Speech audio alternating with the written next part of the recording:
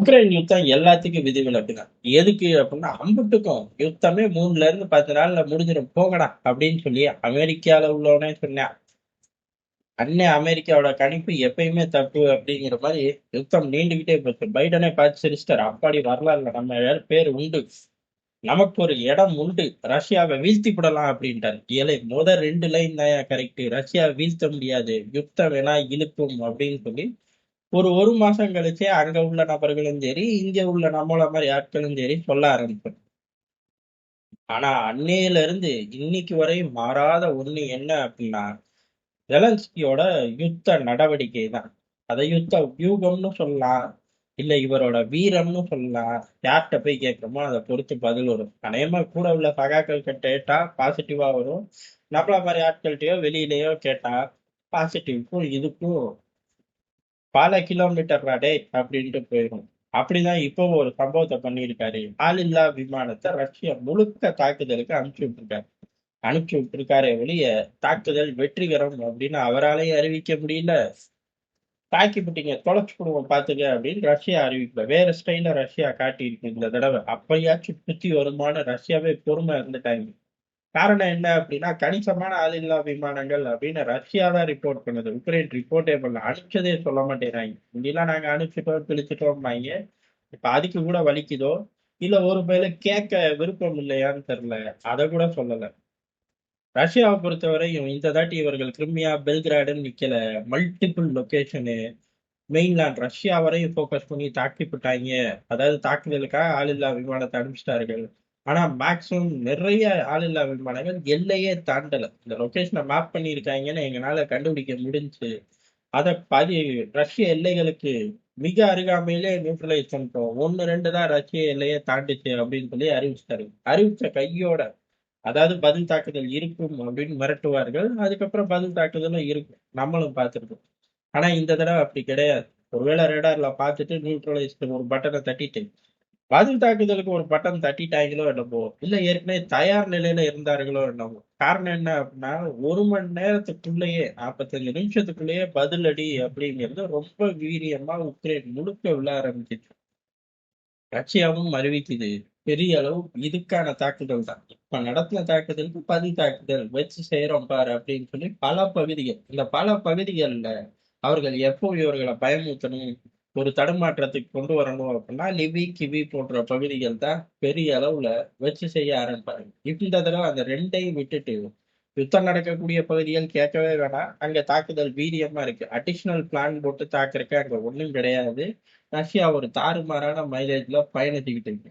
அதனால ஒடிசாவை மட்டுமே குறி வச்சு இதுக்கு பதிலடி ஒடிசா அப்படிங்கிற மாதிரி முழுக்க முழுக்க அங்க உள்ள லொகேஷன், ஒடிசா துறைமுகம் அது சார்ந்த முக்கியமான ஸ்ட்ராட்டஜிக் லொகேஷனை பாதுகாக்கிறதுக்குன்னு ஒரு சில யூனிட்டை வச்சிருப்பார்கள்ல, அந்த யூனிட் இருக்கக்கூடிய இடங்கள் இதுக்கு பதிலடின்னு எடுத்துக்கிறதா, இல்ல உண்மையிலேயே ஒடிசாவை நோக்கி முன்னேறார்கள் எடுத்துக்கிறதா அப்படின்னு ஒரு குழப்பமான மனநிலைக்கு உக்ரைனை தள்ளி விட்டுருக்கு. அது கூட காரணமா இருக்கலாம். காரணம் இவனுங்க ஆளில்லா விமானத்தை அனுப்பிச்சிட்டு நைட்டு சொல்லிக்குவோம் இப்ப என்ன கெட்டு போச்சு, அதான் ஒன்றும் பெருசா தாக்கலையே அப்படின்னு நினைச்சுக்கிட்டு இருந்திருப்பாங்க.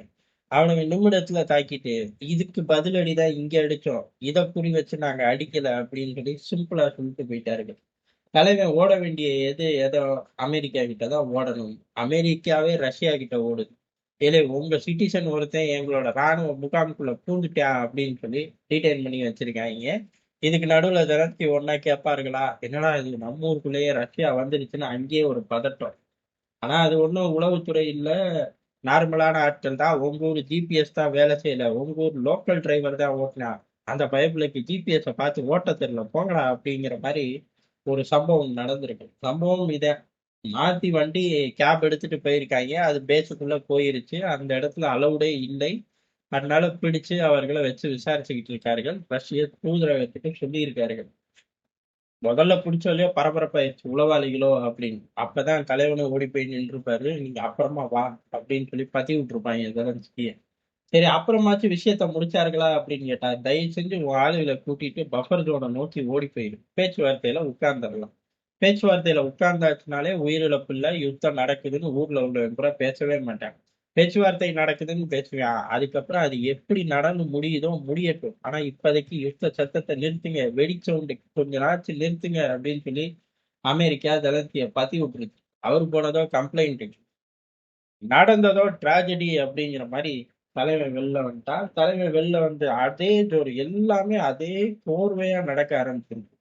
திடீர்னு ரஷ்யா போலந்தையும் பால்டிக் நாடுகளையும் கூப்பிட்டு மிரட்டிடுச்சு. இங்க பாரு, பெரிய அளவு தாக்குதல்லாம் வரும் நாட்கள்ல இருக்கும்.